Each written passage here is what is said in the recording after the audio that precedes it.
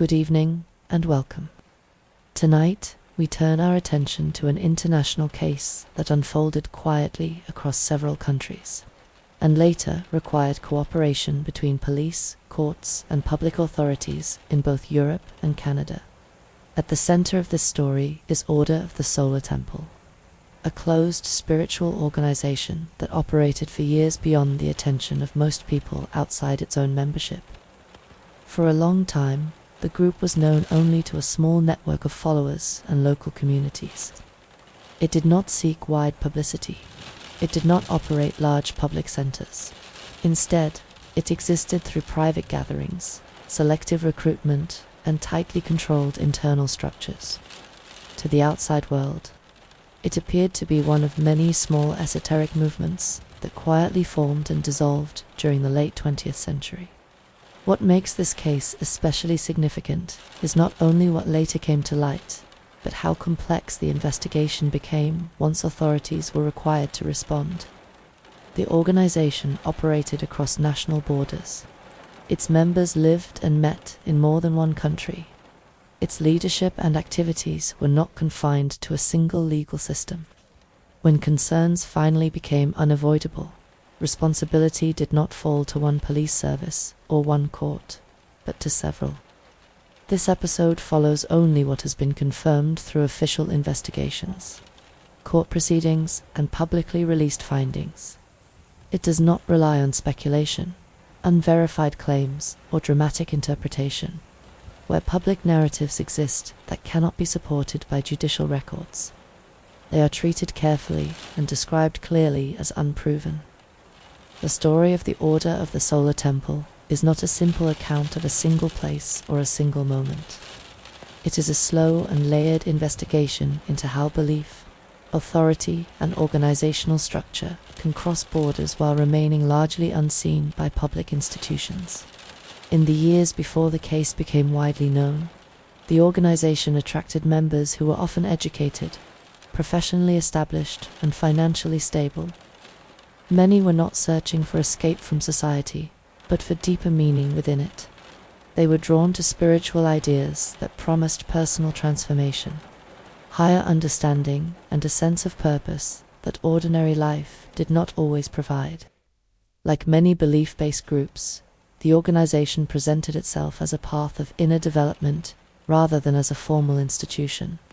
Its language emphasized spirituality, discipline, and personal growth. Entry into the group did not require immediate separation from ordinary life. Commitment developed gradually.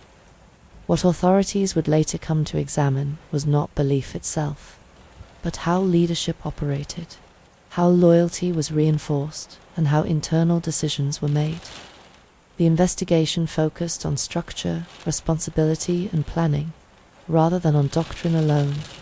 This case also raised difficult questions for governments and regulators.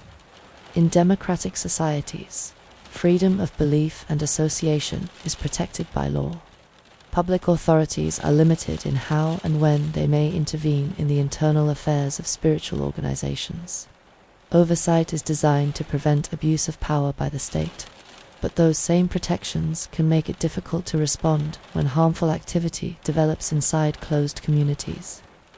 For police and prosecutors, the challenge was not only legal, but practical. Evidence had to be collected across different countries. Witnesses were located in multiple jurisdictions. Laws governing investigation, search, and prosecution were not identical. Coordination required formal agreements, shared procedures, and constant communication between agencies. The story that follows is therefore not only about an organization and its members. It is also about how institutions attempt to protect the public when risk does not appear in obvious or immediate ways.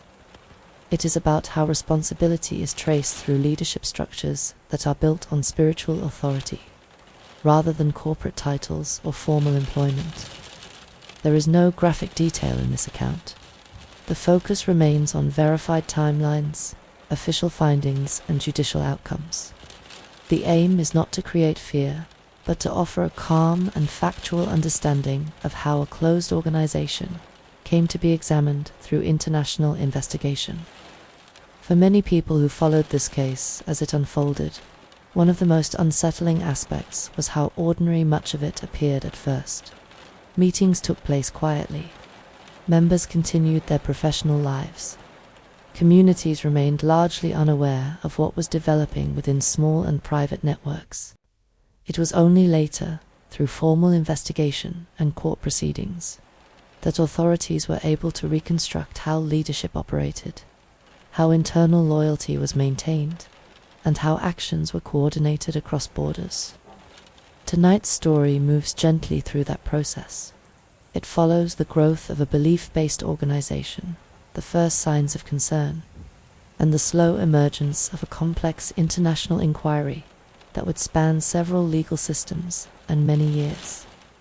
As you listen, you do not need to hold every detail closely. This is a quiet documentary account, designed for slow and thoughtful listening.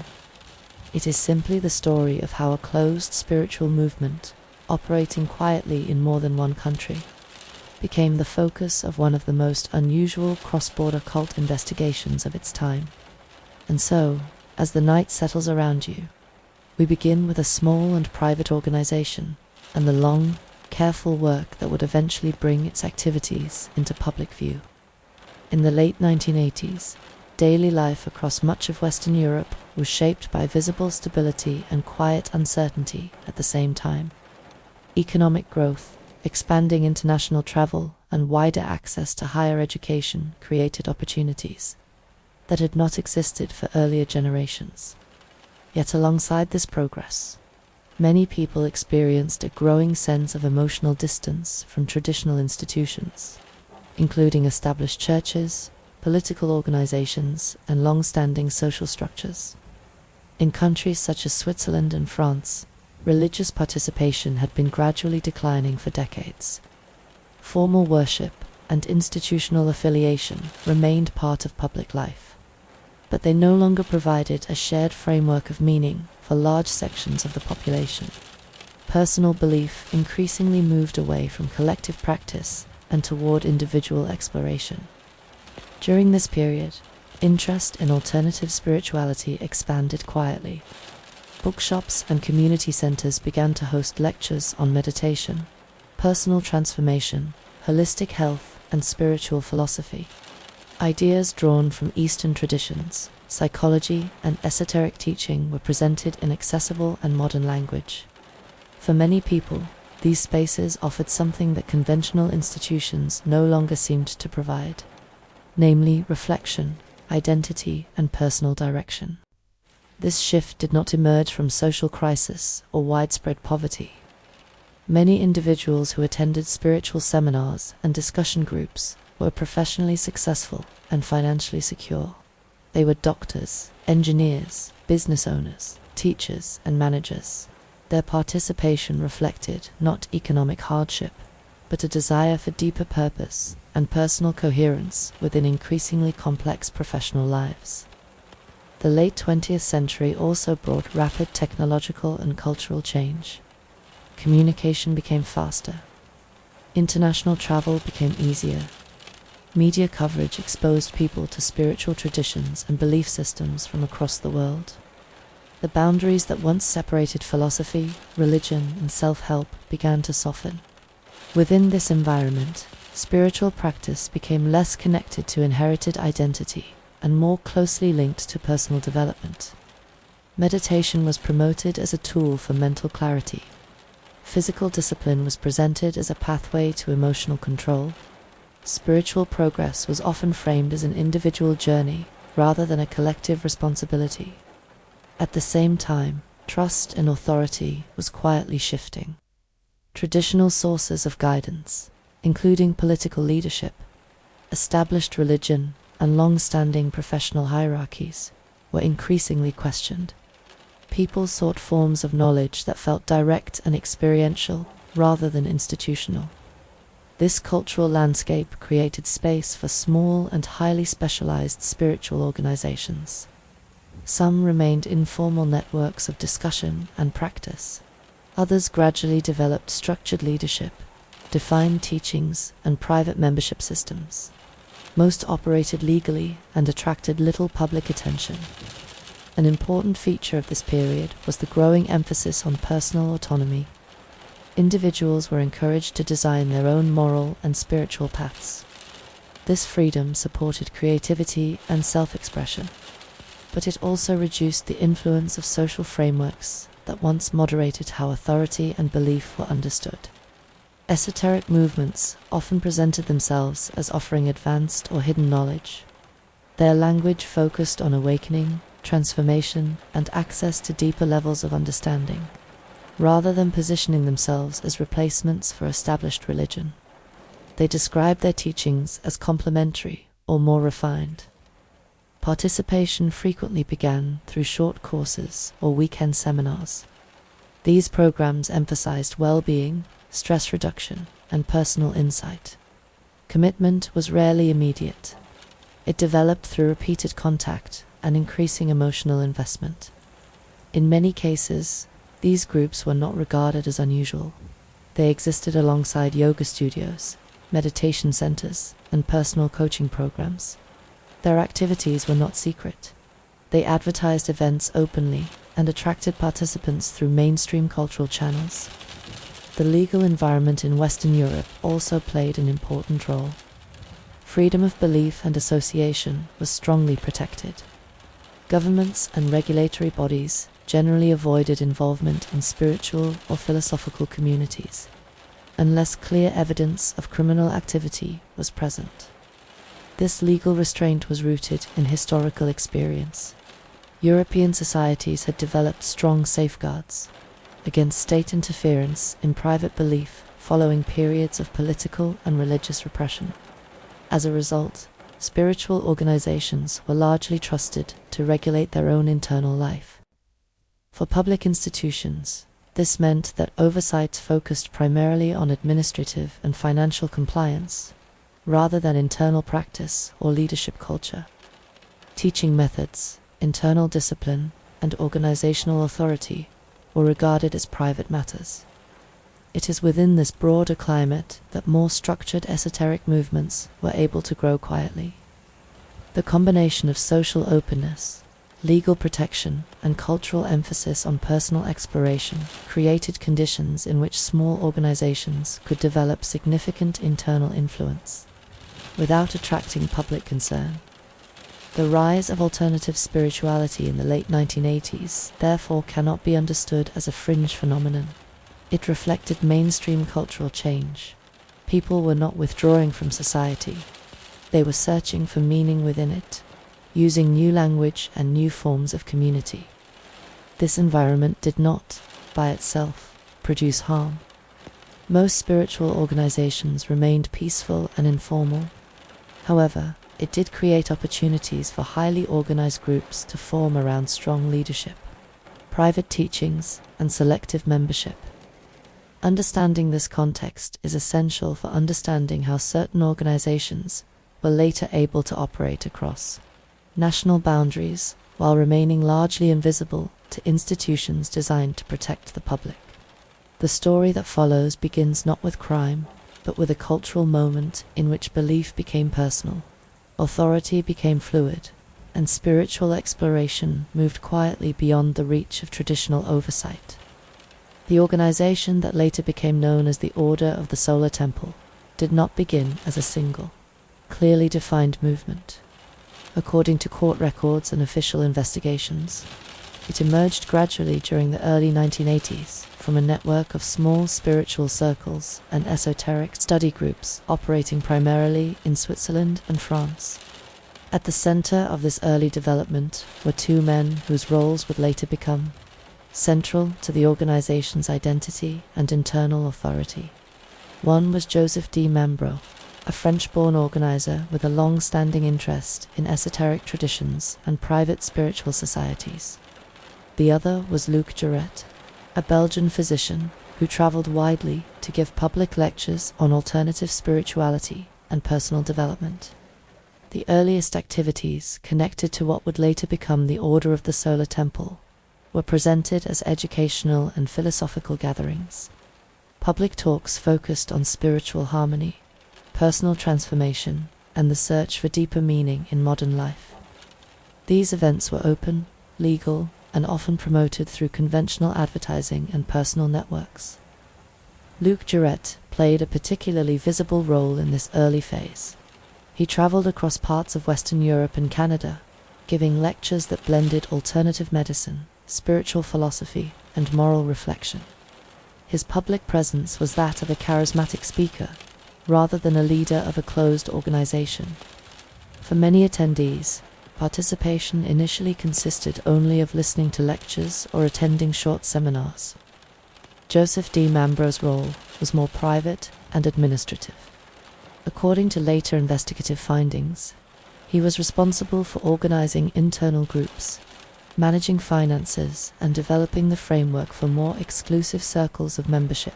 While Jouret acted as a public face for spiritual teaching, D. Mambro gradually constructed a more structured internal network behind the scenes. During this early period, there was no single organization operating under the name Order of the Solar Temple. Instead, several small associations and study groups existed under different names.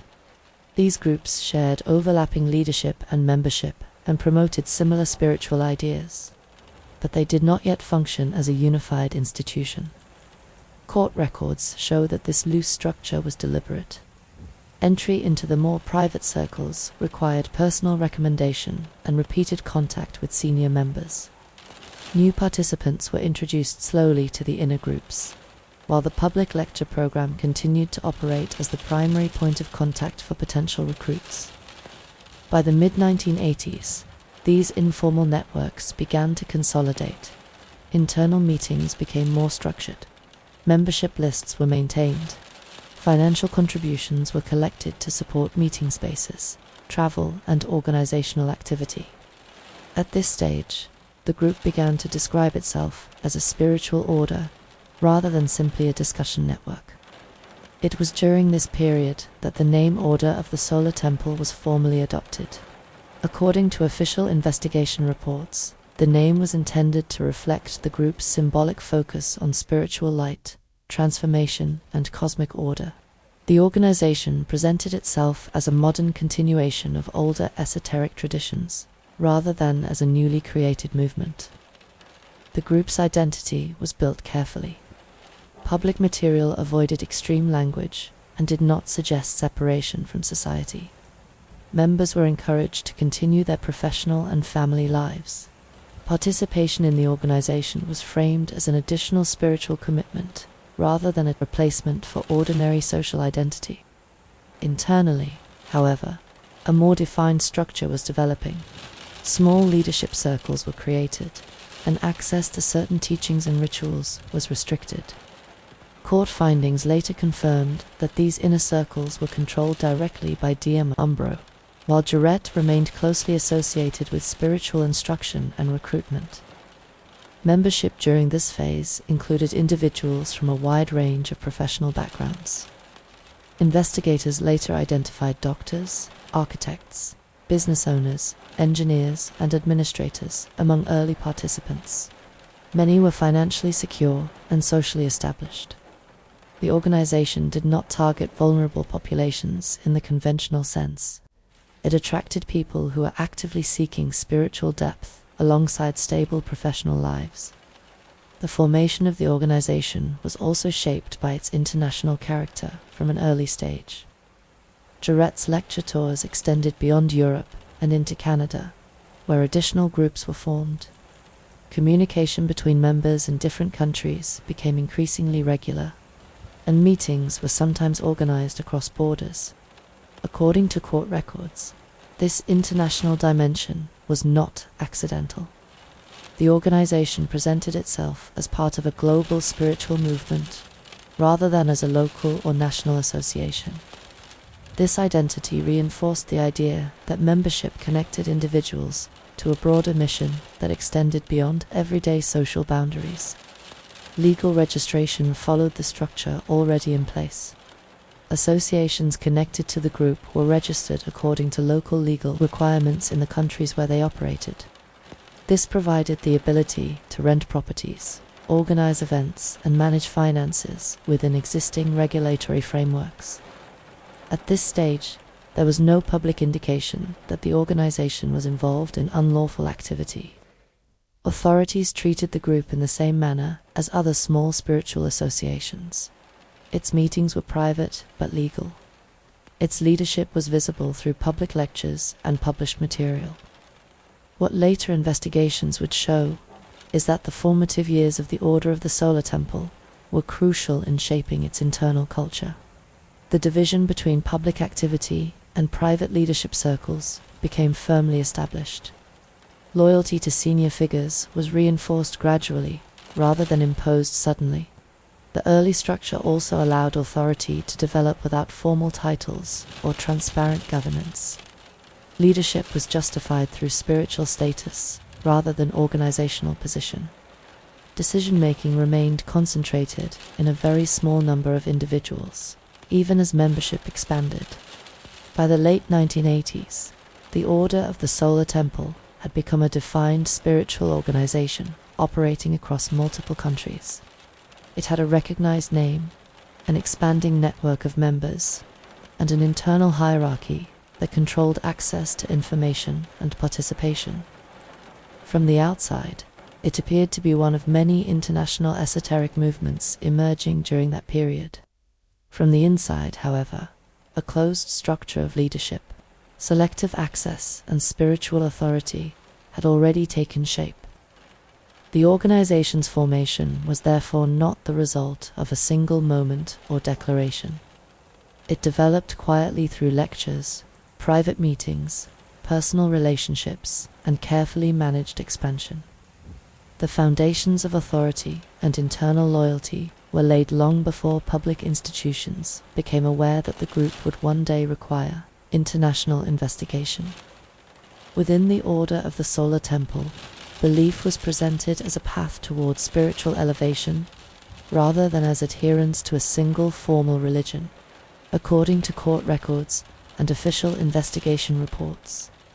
The organization's teachings drew from a mixture of Christian symbolism, esoteric philosophy, and ideas associated with historical chivalric and mystical traditions.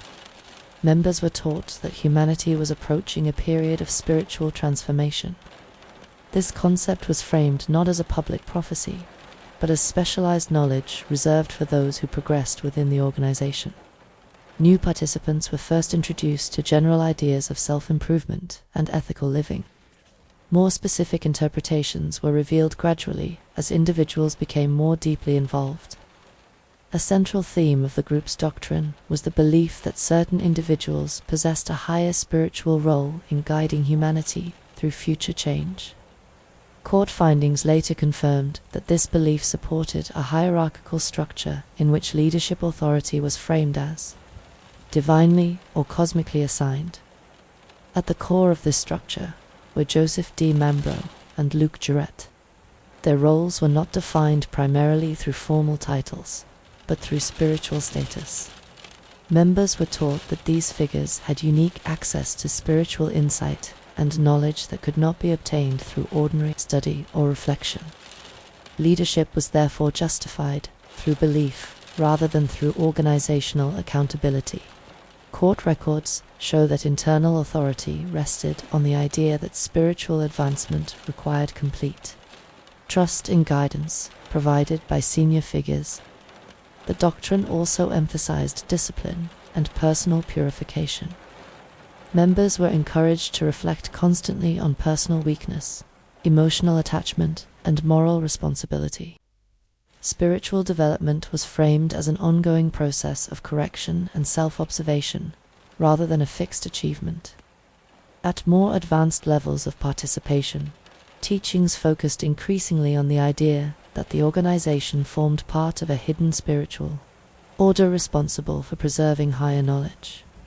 Members were told that they belonged to a select group whose role extended beyond ordinary social life. According to court findings, access to these teachings was carefully controlled. Internal meetings were divided by level of membership, and not all participants were aware of the full scope of the organization's beliefs. This layered structure ensured that only trusted and committed members were exposed to the more exclusive interpretations of doctrine. The leadership structure mirrored this division of knowledge. Inner circles existed within the organization, composed of individuals who had demonstrated long-term loyalty and willingness to follow instruction without hesitation. These members acted as intermediaries between senior leadership and the broader membership. Joseph D. Mambro held significant influence over internal organization and ritual activity. Court records describe how he managed internal communications, membership progression, and ceremonial practices. His authority extended to determining who could participate in certain gatherings and who could receive advanced instruction. Luke Jarrett maintained a more public role, continuing to deliver lectures and attract new participants. At the same time, he remained deeply involved in internal spiritual instruction. Investigators later confirmed that the two men operated in closely coordinated roles, reinforcing one another's authority.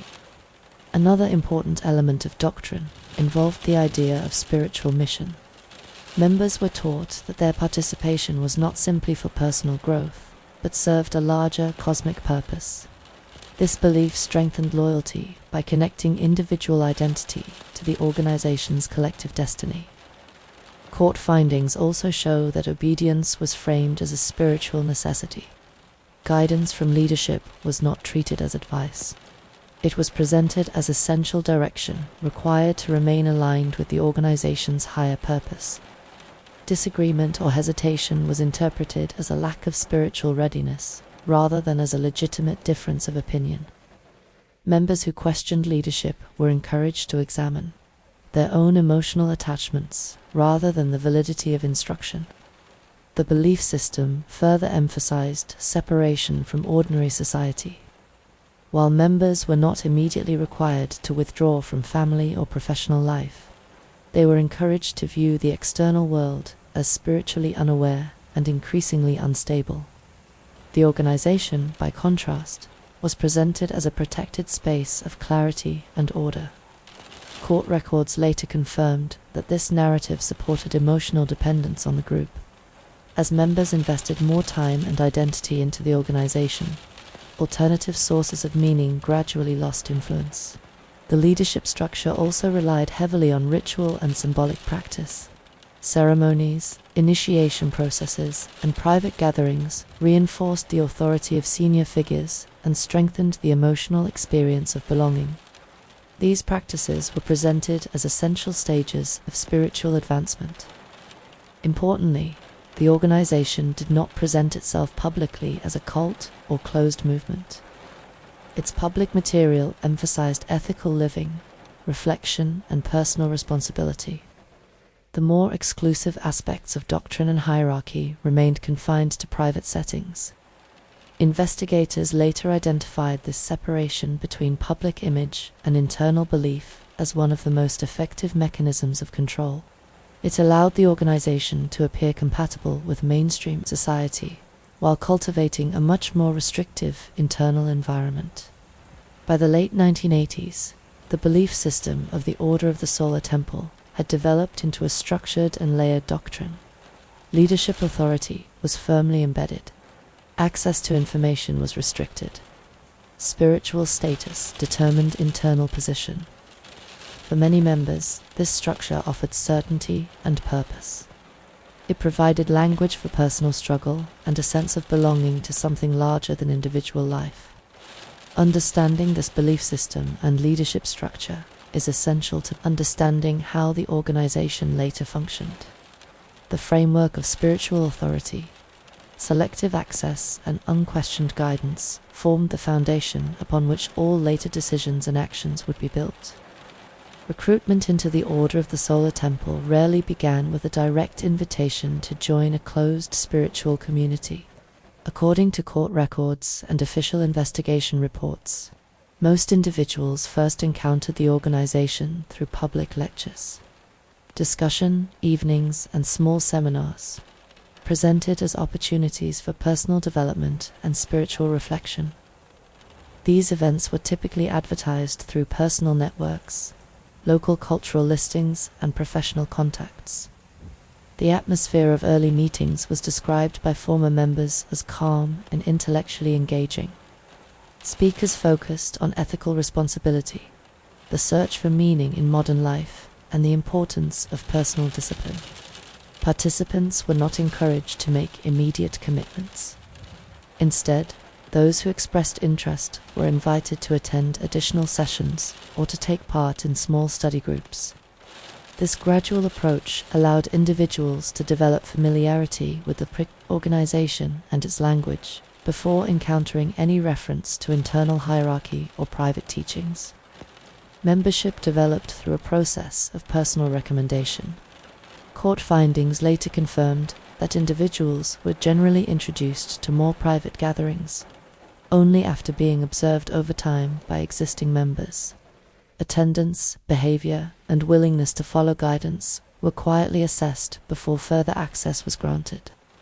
For many participants, this slow progression created a sense of trust and legitimacy.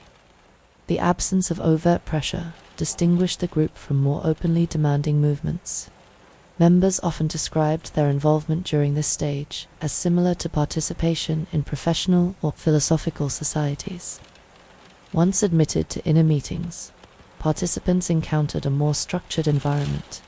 Teachings became more detailed. Discussions focused increasingly on spiritual mission and personal responsibility within the organization. The idea that membership carried a deeper obligation was introduced gradually rather than declared openly.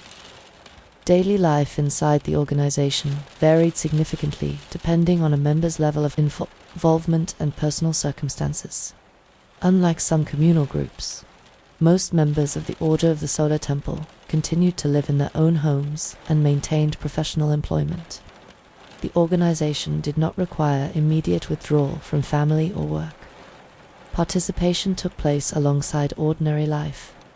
Members attended meetings in the evenings or on weekends, traveled to retreats and seminars, and took part in ceremonial gatherings organized by leadership. These events were often held in private residences or rented venues. Court records describe how certain members became more closely involved over time. These individuals assumed organizational responsibilities, assisted with event planning, communication, and financial administration, and supported leadership during ceremonies and internal activities. Education within the group was structured through progressive teaching. New members were exposed to general, ethical, and spiritual ideas. More advanced members were introduced to symbolic rituals, private instruction, and restricted gatherings. This layered structure created different experiences of the organization among its members. Daily routines were not controlled in the same way as in residential communities. However, personal conduct was increasingly influenced by organizational expectations. Members were encouraged to reflect regularly on their behavior, emotional responses, and loyalty to spiritual guidance. Court findings show that guidance from leadership extended into personal decision-making. Members were encouraged to seek advice on relationships, career choices, and life priorities. Over time, some individuals came to rely heavily on this guidance, rather than on independent judgment or external counsel. Communication inside the organization was shaped by a strong emphasis on confidentiality. Members were advised not to discuss internal teachings or rituals with non-members. This expectation was framed as respect for sacred knowledge rather than as secrecy. Meetings and ceremonies reinforced group identity. Symbolic language, shared practices, and private instruction created a strong sense of belonging. For many members, these experiences provided emotional depth and meaning that they felt was missing from other areas of their lives. Investigators later confirmed that internal relationships became increasingly important to members as involvement deepened. Friendships, emotional support, and social identity were closely tied to the organization. This reduced reliance on external social networks without formally prohibiting outside contact.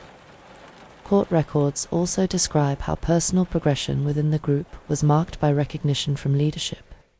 Invitations to attend restricted gatherings or participate in ceremonial roles were interpreted as signs of spiritual advancement. Daily life for members who were more deeply involved included regular travel to meetings, preparation for rituals, and assistance with organizational tasks. These activities required time and emotional investment, but they were framed as voluntary service rather than obligation. The organization also made use of private communication networks. Contact lists, newsletters, and internal correspondence were used to distribute information about upcoming gatherings and teachings. Leadership maintained direct contact with selected members. Importantly, the Order of the Solar Temple did not present itself as an isolated community. Members were encouraged to function effectively in their professional environments. The organization's identity was designed to coexist with mainstream society, rather than to withdraw from it. Court findings later indicated that this dual identity was central to the organization's stability. Members could maintain public credibility while developing deeper involvement in private spiritual activity. For many individuals, daily life inside the organization was experienced as structured but not immediately restrictive.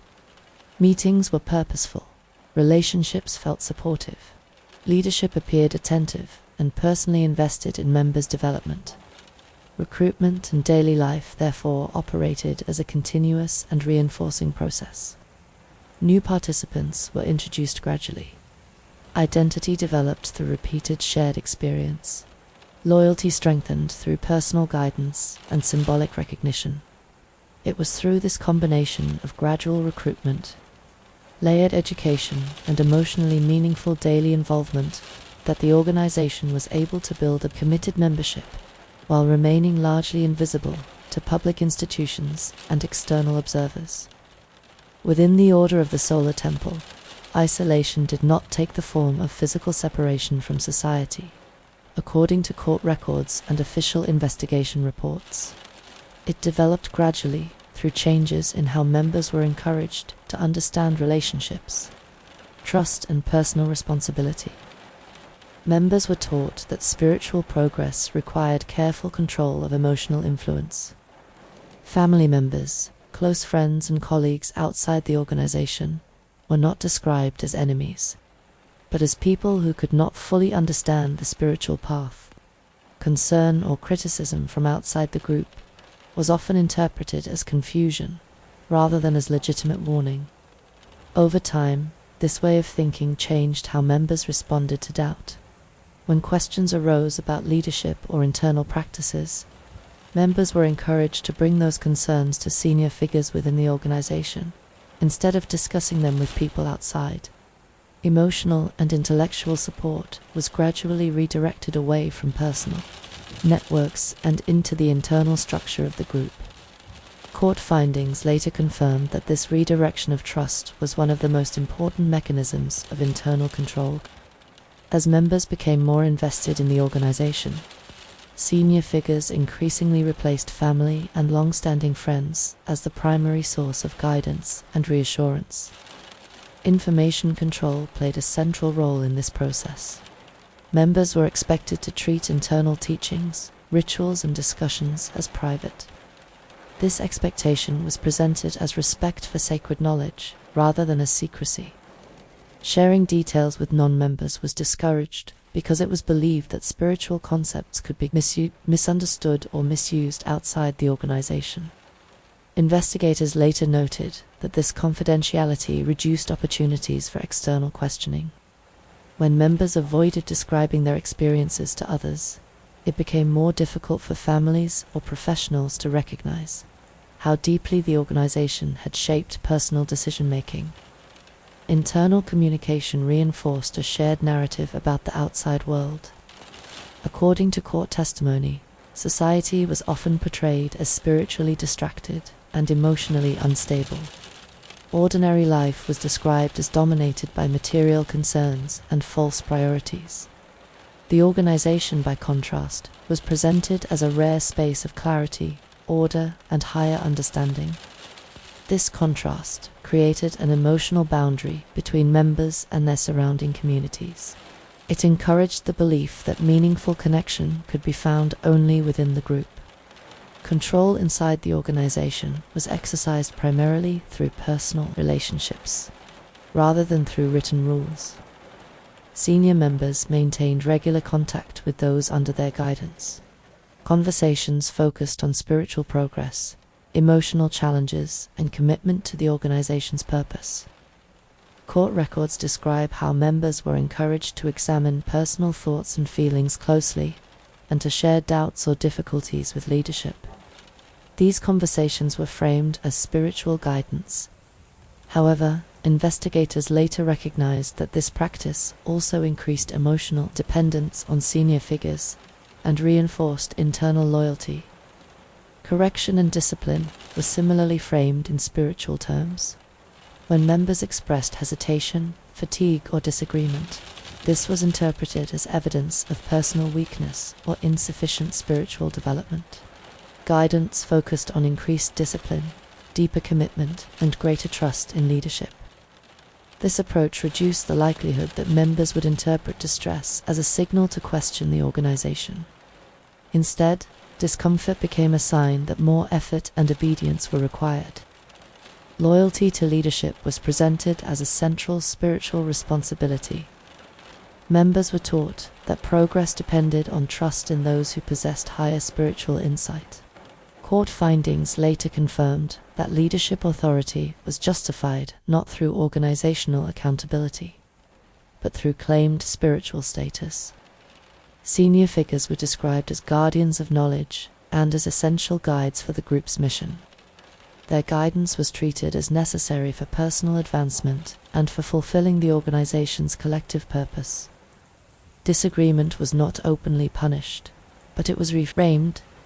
Members who questioned leadership were encouraged to reflect on their own emotional attachments and fears, rather than on the content of the guidance they had received. This shifted responsibility away from leadership decisions and onto individual self-examination. Over time, many members internalized this perspective.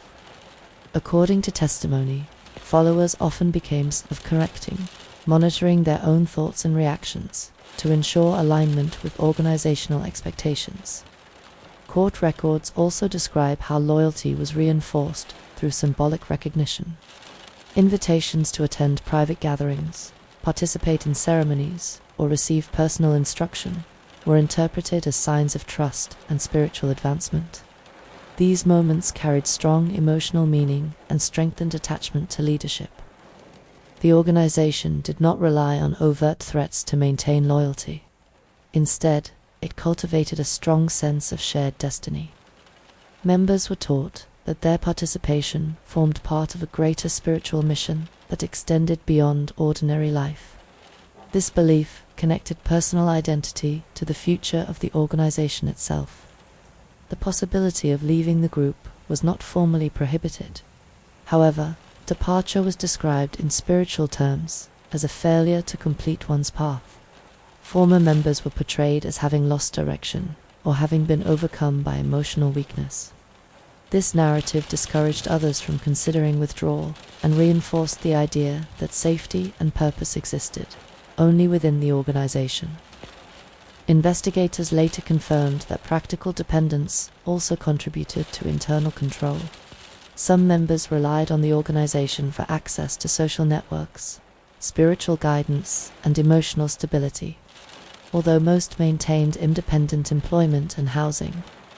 Their personal support systems increasingly revolved around fellow members. Isolation therefore operated less through physical confinement and more through gradual reorganization of trust and identity. Members were not removed from society. They were taught to reinterpret it. Court findings show that this system of internal control developed slowly. Early involvement felt supportive and meaningful. Over time, expectations increased, and loyalty to leadership became central to spiritual life. What later appeared, through investigation, as a tightly controlled internal environment was experienced by many members as personal transformation and belonging. Structure replaced uncertainty. Guidance replaced doubt. Shared belief replaced individual hesitation. This combination of emotional support, controlled information, and spiritual authority created a powerful form of internal cohesion. Loyalty to leadership was not enforced through fear. It was cultivated through meaning, identity, and the promise of higher purpose. By the time authorities began to understand the full extent of internal control within the Order of the Solar Temple, many members had already spent years inside a system that shaped how they interpreted relationships, responsibility, and personal truth. By the early 1990s, the Order of the Solar Temple had already been operating quietly for several years across more than one country. According to official investigation files and later court records, the first signs of concern did not emerge through a single dramatic complaint. Instead, they developed slowly through a pattern of unease reported by families, former members, and professionals who encountered the organization indirectly. For many relatives, the earliest concern was not connected to fear of crime, but to noticeable changes in behavior. Family members described increasing emotional distance, a growing reluctance to discuss personal life, and a sudden emphasis on confidentiality surrounding new spiritual activities. In some cases, relatives reported that long-standing relationships became strained when questions were raised about meetings, travel, or financial contributions connected to the organization. These concerns were often shared informally at first, within families or among close friends. Only later did some relatives seek legal advice or approach local authorities. Court records show that these early approaches were cautious and frequently focused on personal welfare rather than on allegations of criminal conduct. Former members also began to express discomfort about internal practices. Some described pressure to conform, emotional dependency on leadership figures, and growing isolation from people outside the group. However, investigators later confirmed that many of these individuals were hesitant to make formal complaints.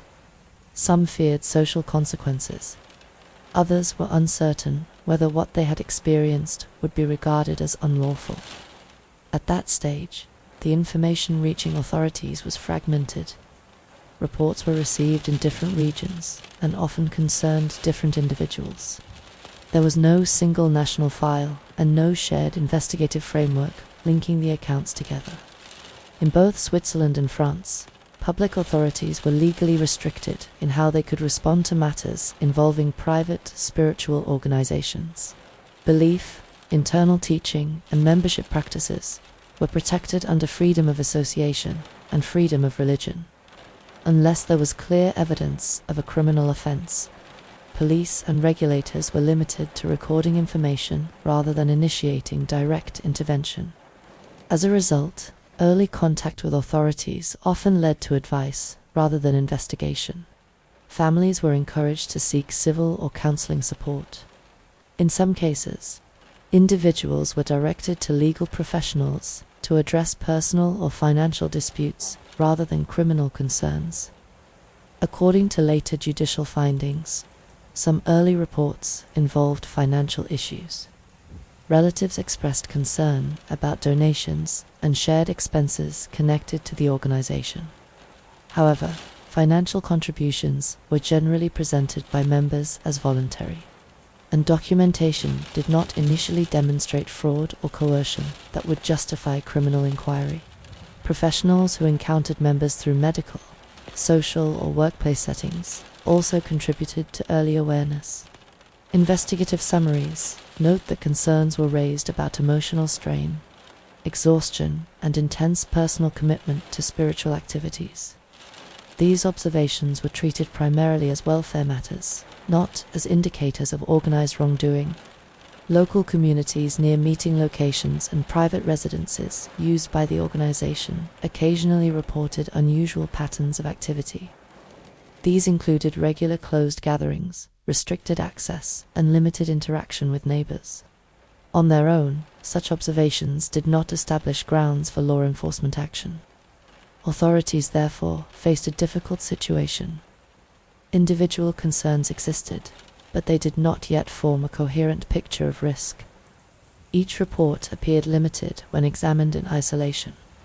Without a confirmed offense, the legal tools available to investigators were extremely narrow. Court records later highlighted that one of the main obstacles during this period was the absence of a mechanism to combine information across borders. The organization operated internationally, but reporting and regulatory systems were largely national. A family complaint in one country was not automatically linked to a similar concern in another. Another challenge lay in the organization's public presentation. Leaders and members maintained a calm and professional image. Public lectures and printed material emphasized ethical conduct and personal development.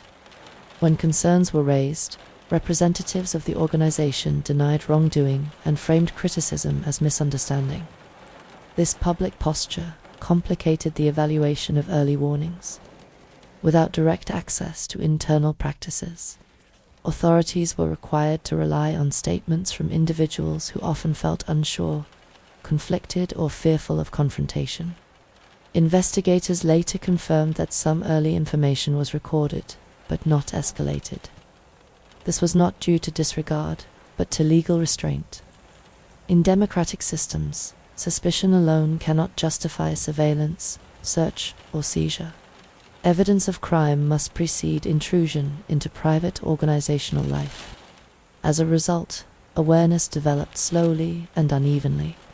Different agencies and local police units became aware that the organization attracted concern, but no coordinated response existed during this early phase. In hindsight, officials would later describe this period as one marked by uncertainty rather than inaction. The difficulty was not recognizing that the organization was highly structured and secretive. The difficulty was determining whether those characteristics crossed the threshold into criminal risk. It is also important to note that some families chose not to pursue formal complaints at this stage. Many hoped that involvement would fade naturally, or that relationships would stabilize over time. Others were uncertain about the potential impact of legal action on family members who were deeply committed to the group. The early awareness phase, therefore, remained quiet and administrative in nature. Authorities gathered limited background information, noted patterns of concern, and monitored public activity, but did not initiate large-scale investigation.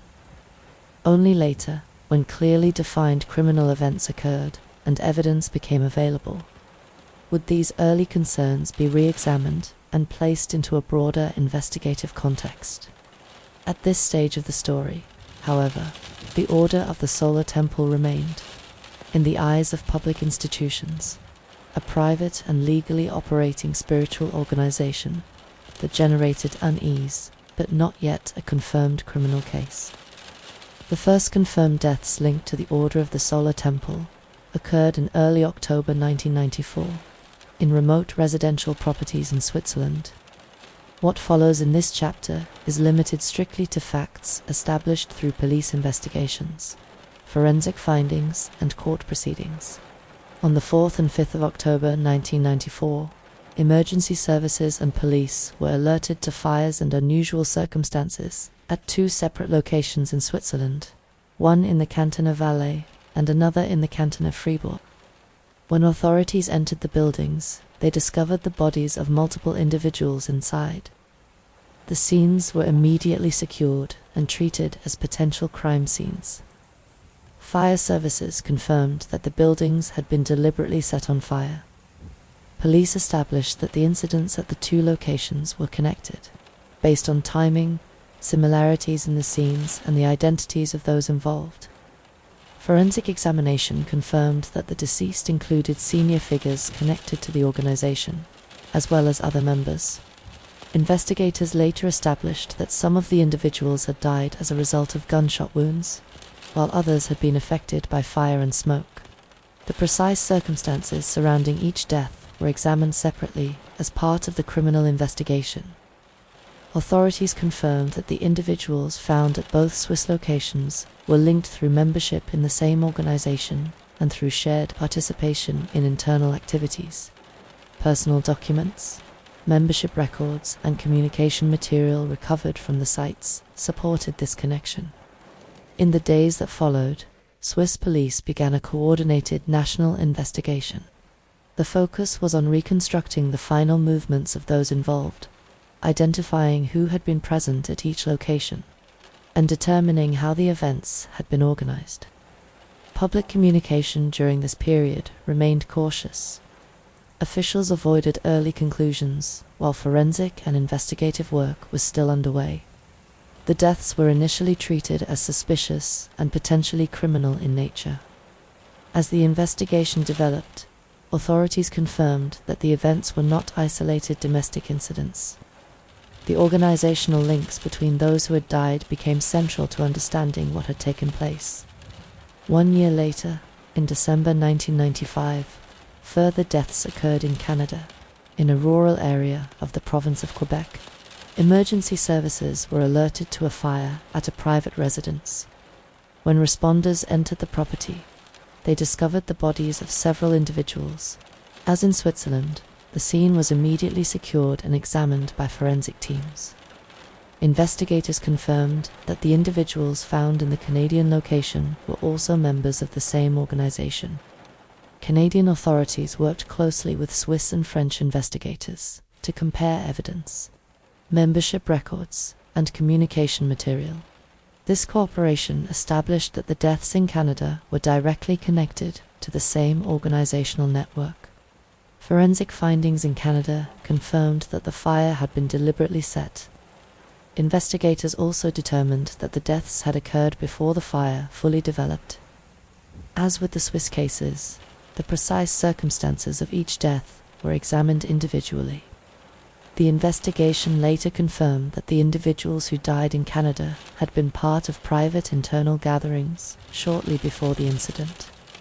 Travel records, communication data, and witness testimony were used to reconstruct their movements during the days leading up to the fire. In both Switzerland and Canada, authorities identified ceremonial or symbolic elements present at the scenes. These findings were documented and analyzed by investigators, but officials avoided public interpretation of their meaning beyond confirming their presence and their connection to the organization's internal practices. Police in all jurisdictions emphasized that the deaths could not be treated as isolated personal events. The organizational links between those involved and the coordinated nature of the incidents across countries and across time required an international investigative response. In 1997, further deaths occurred in France that were later confirmed to be connected to the same organization. While those events fall outside the locations covered in this chapter, their confirmation strengthened the understanding that the incidents in Switzerland and Canada formed part of a wider and continuing pattern.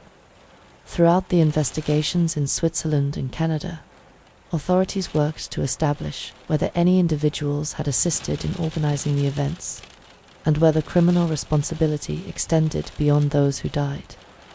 Swiss prosecutors confirmed that some deaths were not consistent with voluntary action alone and required examination as possible homicide. This distinction was central to the investigation and later court proceedings. Investigators also focused on how travel between countries had been organized. Records showed that members had moved between Europe and Canada in the period before the deaths. These movements were later shown to be coordinated and linked to internal organizational planning. At no stage did authorities treat the events as a purely private matter. From the earliest discoveries, the presence of multiple deaths, deliberate fires, and clear organizational links placed the incidents firmly within the scope of criminal investigation. In official statements released after the initial forensic work, police confirmed that the scenes demonstrated planning and preparation, rather than spontaneous or accidental events. However, they also stressed that individual responsibility had to be determined through evidence and legal process, not assumption. The confirmed facts therefore establish several points. Multiple members of the organization died in Switzerland in October 1994 at 2 connected locations. Further members died in Canada in December 1995 at a location directly linked to the same organization. The deaths were associated with deliberate fires. The individuals involved were connected through membership and internal activity within the same organization. The investigations in both countries concluded that the events were coordinated and could not be understood in isolation. What could not be determined immediately, and would later become the central focus of international investigation, was how decisions had been made, who had exercised authority over the events, and which individuals, if any, bore criminal responsibility beyond those who died. For the authorities involved, the deaths in Switzerland and Canada marked the moment when the Order of the Solar Temple moved from being a little-known spiritual organization to becoming the subject of an international criminal inquiry. From this point forward, the case was no longer limited to welfare concerns or administrative oversight. It became a complex investigation into leadership, planning, and responsibility across borders, shaped by evidence gathered from multiple scenes and multiple legal systems. After the deaths linked to the Order of the Solar Temple were confirmed in more than one country, authorities in Europe and North America were required to move beyond national investigation structures and into sustained international cooperation. Police services in Switzerland, France, and Canada began formal coordination through existing mutual legal assistance agreements. These agreements allowed investigators to request documents, witness statements, and forensic material across borders, while ensuring that national legal standards and privacy protections were maintained. One of the first challenges was establishing a shared understanding of the organization itself. Each country held different fragments of information, including membership lists, property records, financial documentation, and witness accounts. Investigators worked to compile a single, coherent picture of how the organization operated across multiple jurisdictions. Special liaison officers were assigned to manage communication between investigative teams. Regular briefings were held to compare developments, confirm timelines, and ensure that evidence gathered in one country could be legally relied upon in another. A central focus of coordination was the identification of individuals who had traveled between countries in the months leading up to the confirmed deaths. Travel records, border entry data, and accommodation information were exchanged to reconstruct movement, patterns, and personal contacts between members in different locations. Authorities also shared material recovered from search operations and scene examinations.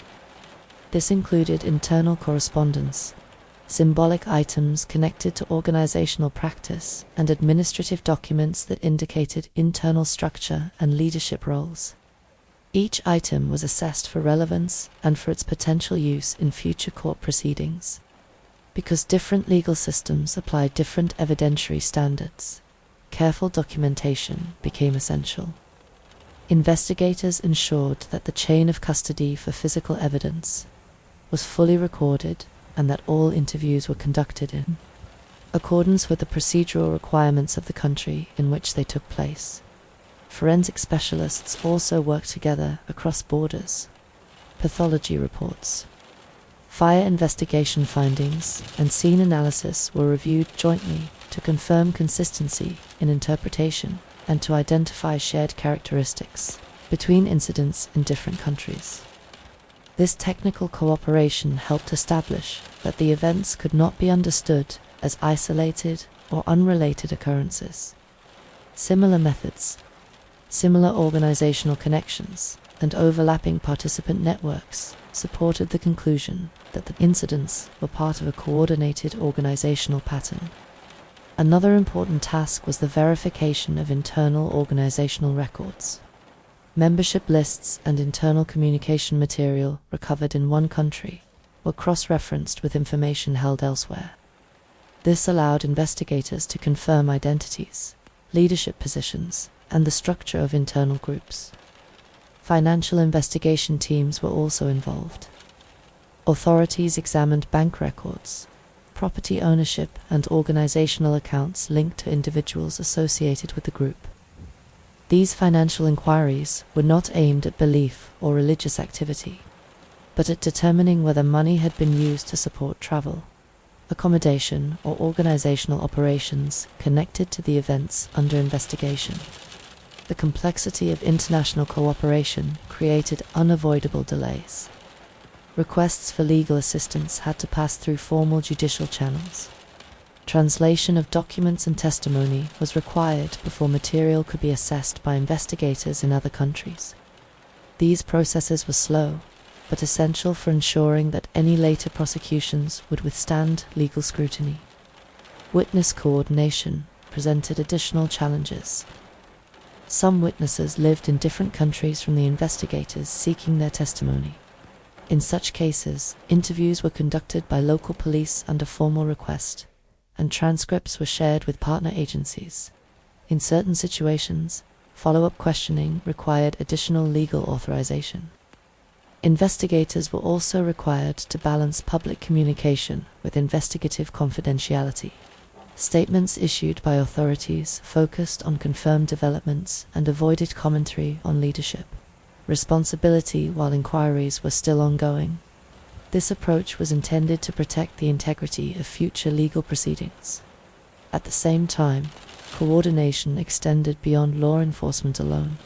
Prosecutors in each jurisdiction were involved from an early stage, advising on the evidentiary requirements needed to support potential criminal charges. This ensured that investigative priorities remained aligned with legal feasibility. One of the most sensitive areas of coordination concerned the question of responsibility. Because some individuals who played significant organizational roles had died, investigators needed to determine whether criminal liability extended to others who had survived and who may have contributed to planning, facilitation, or leadership decisions. This required careful reconstruction of communication flows inside the organization.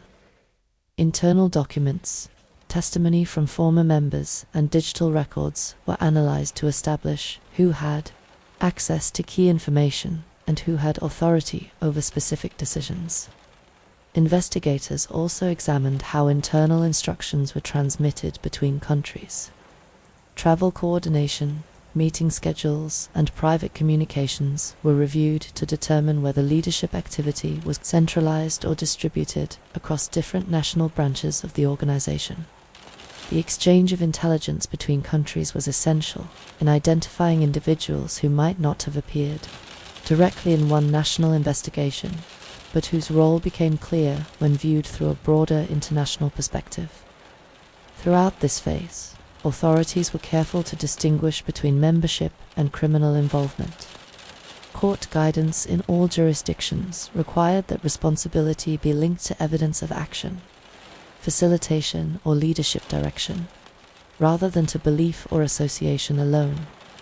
The international dimension of the case, therefore, shaped every aspect of investigative strategy. Decisions about searches, interviews, and evidence review were increasingly made with reference to how material could support legal proceedings in more than one country. Over time, the coordination effort produced a unified investigative framework, while each country retained responsibility for its own legal process. The shared evidentiary foundation allowed authorities to reach consistent conclusions about organizational structure, leadership influence, and the connected nature of the events. For investigators, this cooperation represented one of the most demanding aspects of the case. It required sustained communication, procedural discipline, and patience with legal systems that were not designed for rapid cross-border response.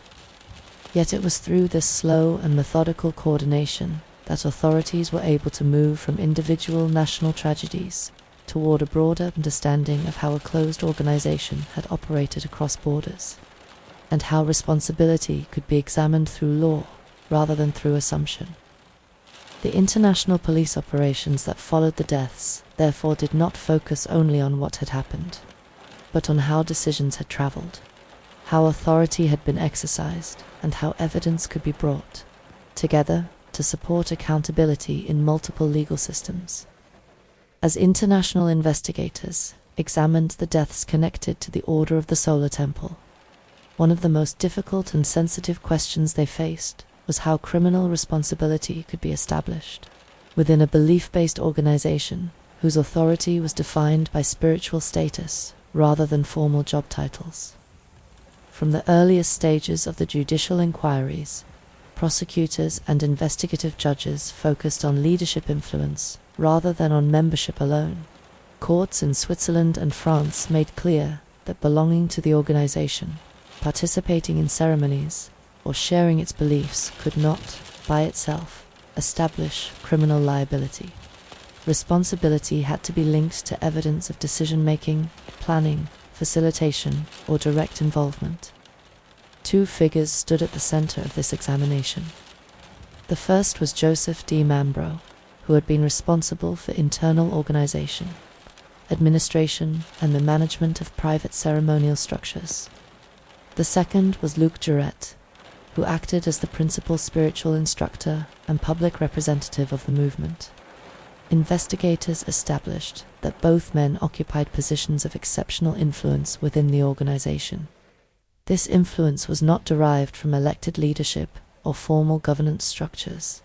It was derived from doctrine. Members were taught that these individuals possessed unique spiritual authority and that their guidance carried meaning beyond ordinary organizational instruction. In assessing criminal responsibility, courts examined how decisions were communicated and how members were prepared to accept direction. Evidence showed that access to internal knowledge, private gatherings, and ceremonial roles was controlled through a small leadership circle. This structure allowed information to be filtered and restricted to selected individuals. Judicial authorities focused in particular on whether leadership figures had exercised decisive control over the events that preceded the deaths. This included examining internal correspondence, testimony from former members, and material recovered during searches of properties connected to the organization. Investigators sought to determine whether actions were the result of individual choice or whether they had been shaped by coordinated instruction. This distinction was central to the legal analysis. Courts required evidence that leadership figures had influenced, organized, or facilitated events, rather than merely holding symbolic spiritual positions. In Switzerland, the judicial inquiry concluded that the deaths could not be explained solely by personal belief or spontaneous individual action. The organizational context, the coordinated timing of events, and the shared internal framework pointed to collective planning. The investigation therefore concentrated on how leadership guidance had been conveyed and how internal loyalty had been mobilized. At the same time, courts also acknowledged a fundamental legal limitation. Several individuals who played central organizational roles had themselves died during the events. This created a barrier to criminal prosecution, as responsibility could not be adjudicated posthumously. As a result, judicial focus shifted toward determining whether any surviving individuals had knowingly assisted, prepared, or facilitated actions that led to the deaths. This included examining logistical support, communication activity, and the organization of travel and gatherings. Former members provided important testimony in this phase of the investigation. Their statements helped reconstruct how authority operated inside the organization and how members interpreted guidance from senior figures. Courts evaluated these accounts carefully, recognizing both their value and the emotional and psychological complexity involved in leaving a closed spiritual community. A recurring theme in the judicial findings was the absence of transparent organizational accountability. There were no formal decision records, no written instructions authorizing specific actions, and no conventional chain of managerial responsibility. Leadership operated through private communication, symbolic authority, and personal influence. This created significant challenges for prosecutors. Establishing criminal intent required showing that leadership figures had gone beyond spiritual teaching and had actively shaped or directed conduct that resulted in death. Judges examined the language used in internal communication and ceremonial contexts. They considered how concepts of spiritual mission, transition, and destiny were employed, and whether these concepts had been used in ways that encouraged or normalized harmful action. The courts also addressed the issue of psychological influence. Expert testimony was used to explain how closed ideological environments can affect personal decision-making, particularly when authority figures are regarded as spiritually infallible. However, the courts made clear that psychological influence alone could not replace legal standards of proof. In their rulings, judges consistently distinguished between influence and command. Spiritual leadership, even when powerful, did not automatically establish criminal responsibility. What mattered was whether influence had been exercised in a manner that materially contributed to the organization, facilitation, or execution of unlawful acts. In the case of the Order of the Solar Temple, the courts concluded that the leadership structure had created conditions in which coordinated action could occur. They confirmed that authority was centralized, information was restricted, and loyalty was systematically reinforced. At the same time, the courts also recognized the limits of what could be legally proven, because key leadership figures were no longer alive, and because much internal communication was undocumented. Responsibility for the deaths could not be fully attributed to surviving individuals through criminal convictions. This outcome did not reflect an absence of concern about leadership influence. Instead, it reflected the strict evidentiary threshold required in criminal law. Courts repeatedly emphasized that findings must be based on demonstrable actions and legally admissible evidence, not on interpretation of belief or moral judgment. The judicial approach, therefore, became one of careful restraint. Investigators and judges acknowledged the role that leadership had played in shaping organizational culture and internal loyalty. They documented how authority functioned. They identified how internal structures enabled coordination, but where evidence could not establish direct facilitation or participation, criminal liability could not be imposed. In this way, the role of leadership in the Order of the Solar Temple came to be defined in two parallel ways. From an institutional and historical perspective, leadership was recognized as central to how the organization operated and how members understood their responsibilities. From a legal perspective, responsibility could only be assigned where specific actions could be proven. This distinction became one of the most significant legal outcomes of the case. It demonstrated the difficulty of prosecuting leadership within belief-based organizations, where authority is exercised through trust, symbolism, and spiritual legitimacy, rather than through written orders or corporate structures. For the courts involved, the case underscored a quiet but important principle. Even in situations involving closed communities and profound influence, criminal responsibility must remain anchored to evidence of conduct. The examination of leadership within the Order of the Solar Temple, therefore, became not only a search for accountability, but also a test of how legal systems respond when power operates through belief rather than through formal command. The judicial response to the events linked to the Order of the Solar Temple developed slowly and carefully, shaped by the complexity of the evidence and by the fact that the deaths had occurred in more than one country.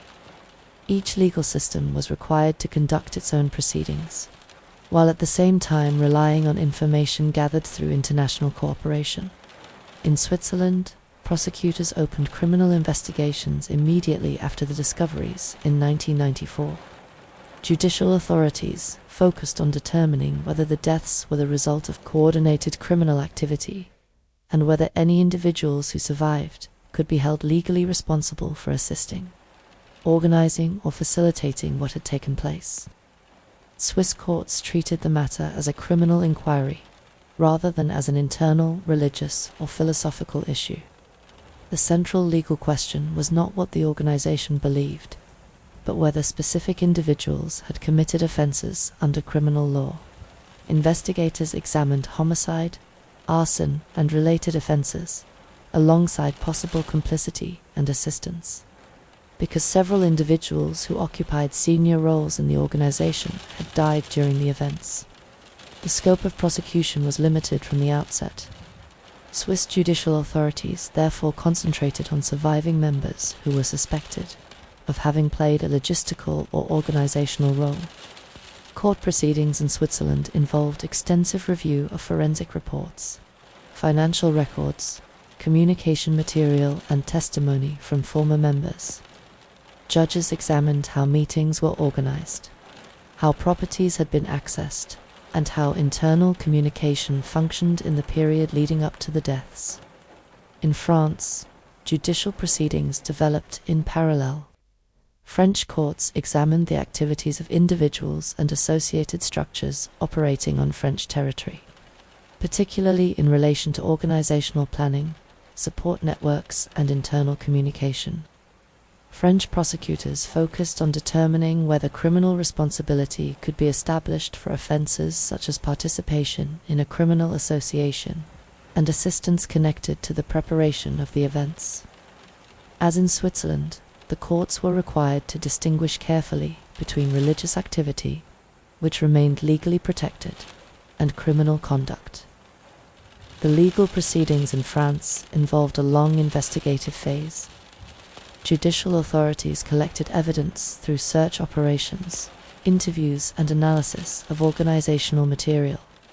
Cooperation with Swiss investigators was central to building a coherent evidentiary record.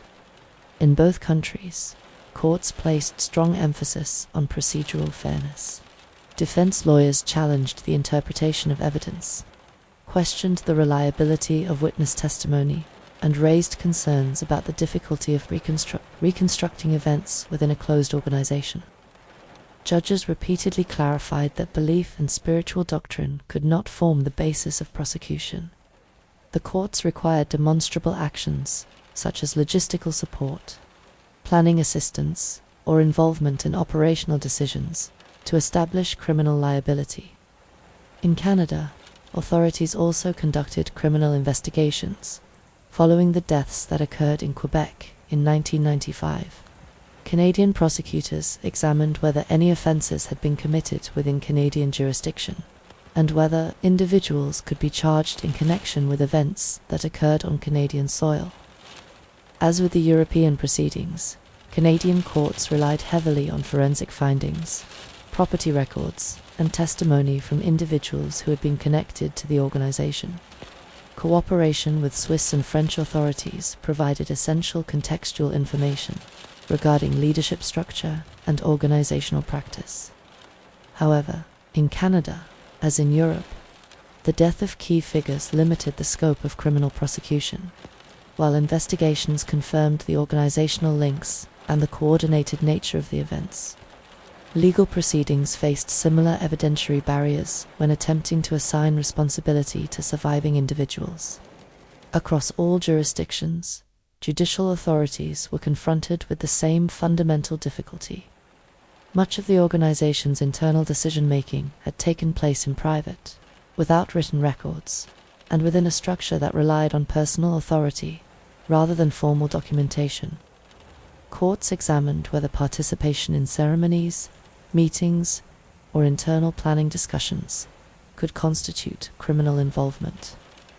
In their rulings, judges consistently held that presence alone was insufficient. The law required proof of intention, knowledge, and contribution to specific unlawful acts. In Switzerland, several individuals were prosecuted in connection with their alleged roles in organizing meetings, managing properties, and assisting with internal logistics. Courts carefully reviewed whether these activities could be directly linked to criminal outcomes. The resulting judgments reflected the cautious approach taken by the judiciary. While the courts recognized the highly controlled nature of the organization and the influence of its leadership, criminal convictions were limited to cases where direct involvement could be demonstrated through admissible evidence. In France, similar outcomes emerged. Proceedings confirmed that the organization had operated through tightly coordinated internal structures, but convictions were confined to charges that could be supported by clear proof of participation in unlawful activities. Judges in both countries emphasized that moral responsibility and legal responsibility are not identical. The courts acknowledged that leadership and internal culture had played a significant role in shaping events. Yet criminal law could only address actions that met specific statutory criteria. The judicial process also included extensive review of expert testimony. Psychologists and specialists in group dynamics provided contextual analysis regarding influence, dependency, and authority within closed organizations. However, judges made clear that such testimony could not substitute for evidence of criminal conduct.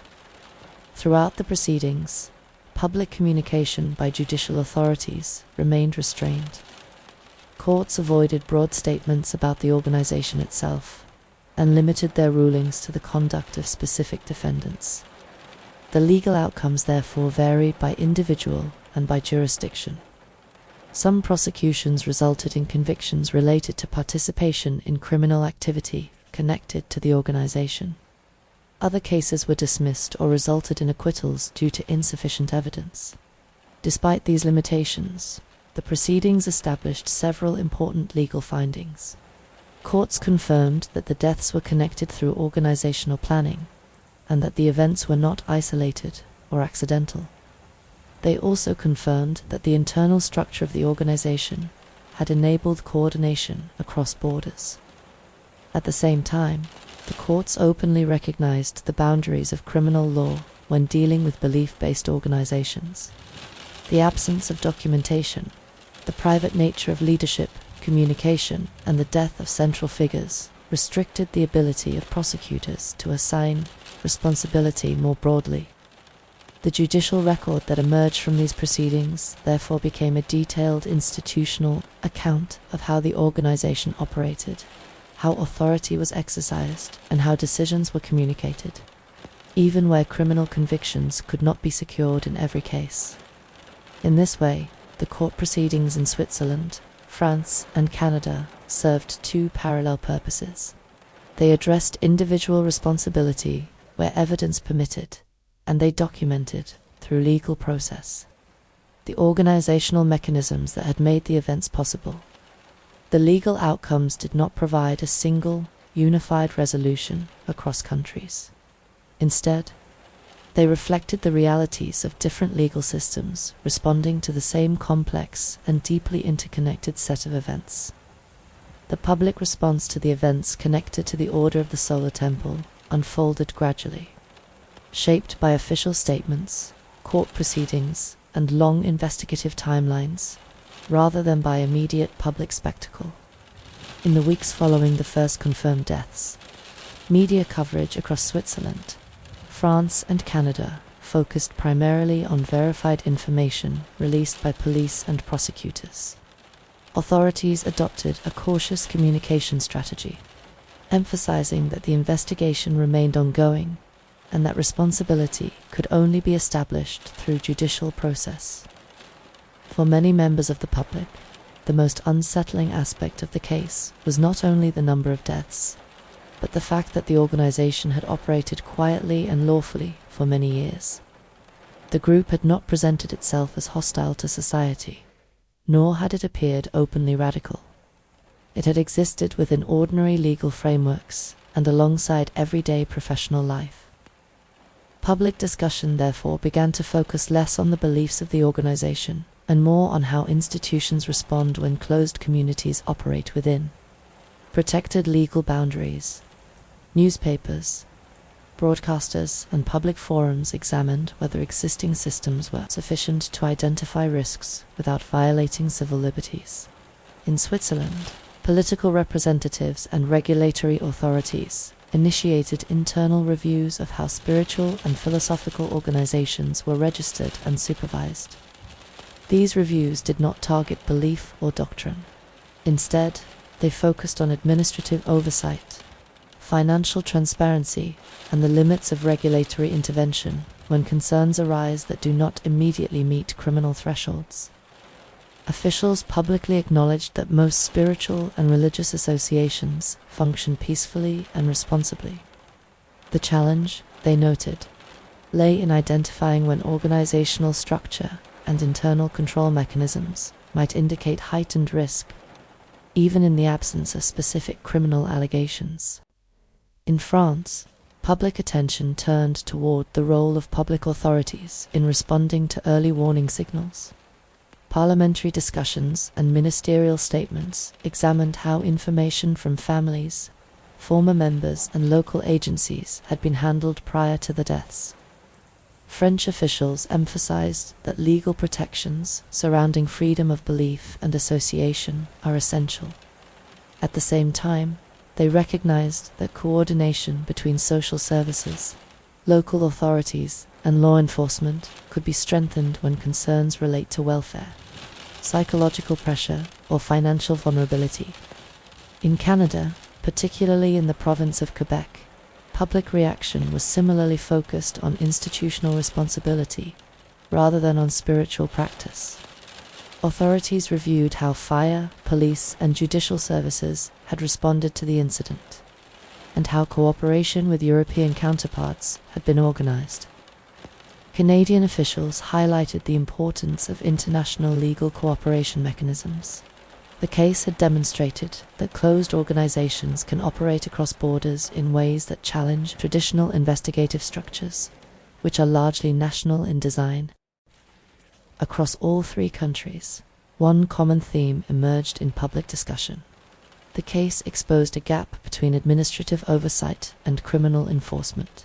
Organizations that operate lawfully, but with closed internal cultures and concentrated leadership authority, often fall outside the scope of routine institutional scrutiny. In response, governments and regulatory bodies began to explore ways of improving early information sharing between agencies. This included reviewing how complaints are recorded, how patterns of concern are identified, and how different public services communicate when issues appear to involve welfare rather than crime. In Switzerland, interagency coordination frameworks were revised to allow more consistent exchange of non-criminal information between local authorities, social services, and regulatory offices. These changes were intended to improve institutional awareness without introducing surveillance of private belief. In France, additional guidance was issued to public servants working in education, health, and social services, focusing on how to recognize situations involving high levels of emotional dependence or isolation within closed organizations. These measures were framed as protective and preventive rather than investigative. Canadian authorities similarly expanded training and guidance for frontline professionals who may encounter individuals involved in highly structured groups. The emphasis was placed on safeguarding, mental health support, and referral pathways rather than on criminal reporting. Public debate also reflected concern for the families of those who had died. Media coverage increasingly shifted toward the experiences of relatives who had struggled to understand how deeply their family members had become involved. This perspective contributed to a broader conversation about how families can seek help when they feel excluded from the lives of loved ones who have joined closed communities. Importantly, none of the institutional reviews sought to redefine or restrict freedom of religion. Government statements across all three countries repeatedly emphasized that belief itself is protected, and that the vast majority of spiritual organizations pose no risk to public safety. The focus remained on governance, transparency, and organizational behavior rather than on ideology. Authorities were careful to avoid language that might stigmatize minority beliefs or unconventional spiritual practices. Another area of institutional review involved financial transparency. Regulatory bodies examined whether existing reporting requirements for non-profit and religious organizations provided sufficient visibility into large or unusual transactions. Where gaps were identified, adjustments were made to administrative procedures rather than to criminal statutes. At the international level, the case contributed to renewed dialogue among European and Canadian law enforcement agencies regarding cross-border cooperation in cases involving non-traditional organizations. Training sessions and professional exchanges were used to share experience on handling investigations that intersect with belief, privacy, and international legal constraints. Public trust in institutions was an underlying concern throughout this period. Officials recognized that the complexity of the case and the limited number of criminal convictions could leave some members of the public feeling uncertain about accountability. Judicial authorities responded by emphasizing the difference between moral responsibility and legal responsibility. Courts made clear that criminal law operates within strict evidentiary standards and that outcomes reflect what can be proven, not what may appear ethically troubling. Over time, public attention gradually shifted away from the organization itself and toward the broader institutional lessons that emerged from the case. The emphasis moved from individual actors to systemic questions about how modern societies manage risk when authority operates through belief and personal influence rather than through formal structures. The public reaction across Europe and Canada, therefore, became less about fear of spiritual movements and more about how democratic systems balance protection, freedom, and responsibility.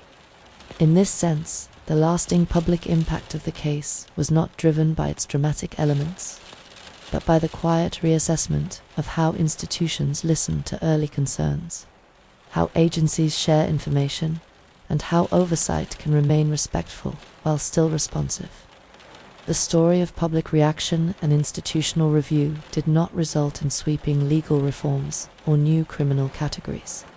Instead, it produced smaller, careful adjustments to administrative practice, professional training, and interagency communication. These changes were intended to operate quietly in the background of public life, strengthening awareness and coordination without altering the fundamental protections that allow individuals to explore belief and community freely. In the years that followed, the case came to be referenced within public administration, not as a model for intervention, but as a reminder of how easily closed organizational structures can remain unseen, and how important it is for institutions to remain attentive, patient, and proportionate when responding to concern. After the conclusion of the main judicial proceedings connected to the Order of the Solar Temple, the organization itself no longer existed as an active and structured movement. Its leadership had been dismantled by the deaths of central figures and by the extensive legal and investigative process that followed across several countries. What remained after the trials was not a functioning organization, but a small number of former members who had returned to private life. Authorities in Europe and Canada confirmed that no formal continuation of the group, under the same name or structure, was operating after the court processes concluded. However, the end of court proceedings did not bring an immediate end to institutional attention, because the case involved a closed transnational organization and coordinated activity across borders. Public authorities recognized that long-term awareness and monitoring would still be necessary. In Switzerland, regulatory and public security bodies maintained records relating to the organization and its former structures. This monitoring did not take the form of surveillance of belief or private spiritual practice. It focused on administrative and organizational indicators, such as the registration of new associations, the use of properties previously connected to the group, and the emergence of any formally organized successor structures. Authorities confirmed that any newly created organizations involving former senior members was subject to routine legal and administrative checks, in the same way as other non-profit or spiritual associations. The purpose of this oversight was to identify whether new structures were being created that replicated the organizational patterns that had existed before. In France, similar procedures were applied. Former members were not treated as suspects solely because of past affiliation. However, information relating to the organization remained accessible to public authorities. An institutional memory of the case was preserved within specialist units, responsible for complex and sensitive investigations. French authorities confirmed that no organization formally replacing the Order of the Solar Temple emerged. After the trials, where former members became involved in new associations, these groups were subject to the same regulatory standards applied to all registered organizations. In Canada, and particularly in the province of Quebec, authorities also confirmed that there was no continuation of the group following the judicial process. Administrative records relating to properties, associations and individuals connected to the earlier investigation were retained for reference purposes only. Public statements from Canadian agencies emphasized that long-term monitoring in this context did not imply ongoing suspicion. It reflected the need for institutional continuity, ensuring that knowledge gained through a complex international investigation was not lost over time. One of the most significant long-term outcomes of the case was the development of internal guidance for public institutions. Police services, judicial bodies, and regulatory authorities used the findings of the investigation to refine how closed and highly structured organizations are assessed when concerns arise. This guidance focused on organizational behavior rather than belief. Indicators such as centralized authority, restricted access to information, dependence on a small leadership group, and limited external accountability became part of professional risk assessment frameworks. In practical terms, this meant that when future reports were received about closed organizations, authorities were better equipped to evaluate patterns of concern, even when those concerns did not initially involve criminal allegations. Another area of long-term attention involved professional training.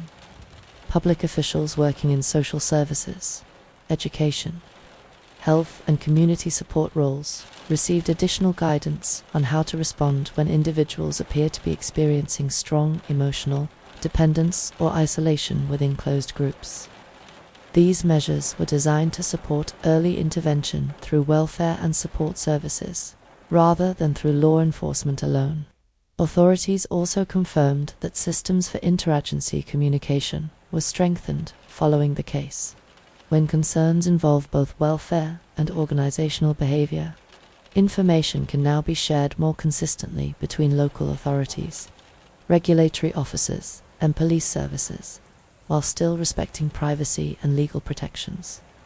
Importantly, no special legal category or permanent monitoring regime was created solely for former members of the Order of the Solar Temple.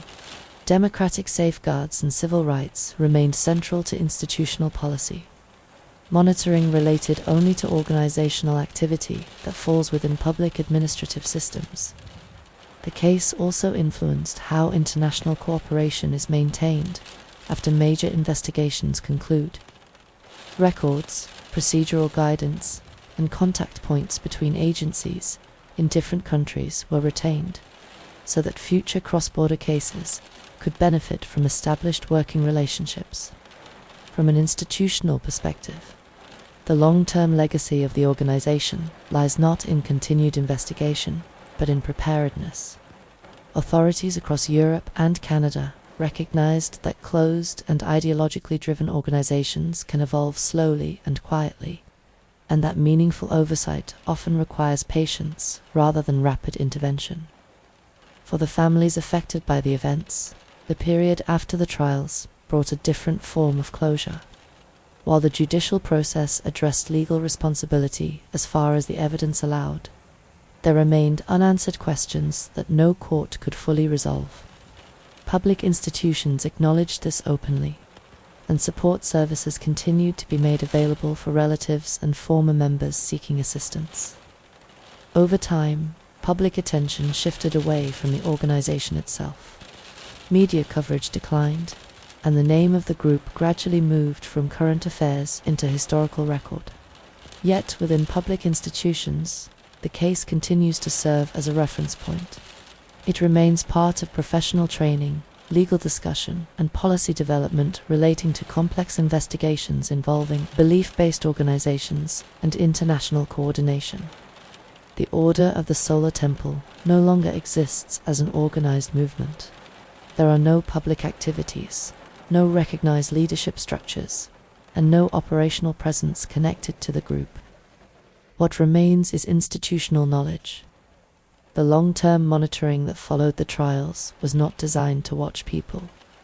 It was designed to ensure that patterns, warning signs, and organizational risks identified through this case would not be forgotten, and that future concerns could be addressed with greater awareness, coordination, and care. As the night settles across Europe and across Canada, the story of the Order of the Solar Temple becomes quieter and more difficult to hold in simple terms. It is not a story that rests easily on labels. It is not defined only by belief, and it cannot be explained only through criminal law. What remains, after the investigations and the court proceedings, is a deeper question about how ordinary human needs can slowly become bound to closed systems of authority.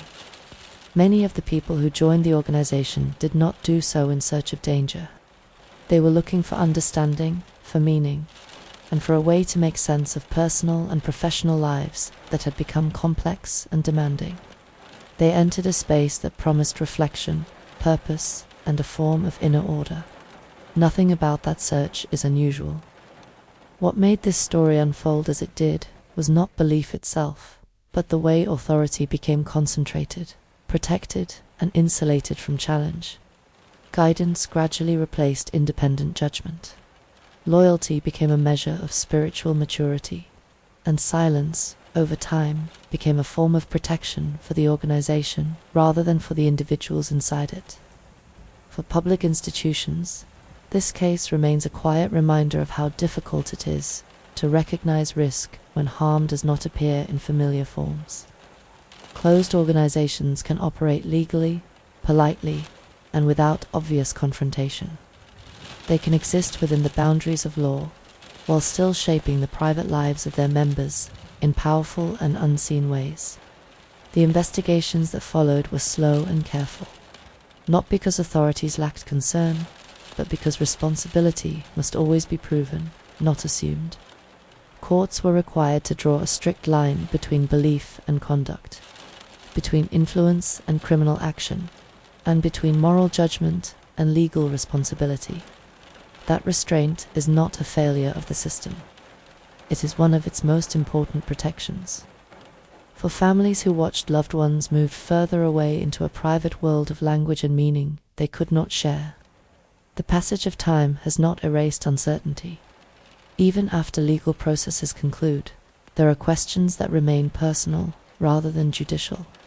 For former members, the quiet years that follow involvement in a closed organization can involve rebuilding trust, rediscovering autonomy, and learning again how to live without constant guidance. Those journeys take place far from public attention, and for society, the lasting lesson is not one of fear, but of attentiveness. Closed communities are not automatically harmful. Spiritual exploration is not automatically dangerous. But when authority becomes unreachable, when internal decisions are shielded from ordinary accountability, and when emotional dependence replaces open dialogue, risk can grow quietly and without warning. Tonight, there is no need to resolve those tensions. It is enough to recognize that this story does not belong only to one organization, one country, or one period of history. It belongs to a wider human pattern in which trust, belonging, and purpose can sometimes be shaped by structures that are difficult to see from the outside. As the world outside becomes still, and ordinary life continues beyond this account, the case of the Order of the Solar Temple returns to the place where it now rests, within court archives, institutional memory, and quiet professional practice. Not as a spectacle, not as a warning spoken loudly, but as a reminder held carefully in the background of public life, that protection, freedom, and responsibility must always exist together. For now, you can allow this story to rest gently, and as the night deepens, you can let the silence take over and carry you quietly into sleep.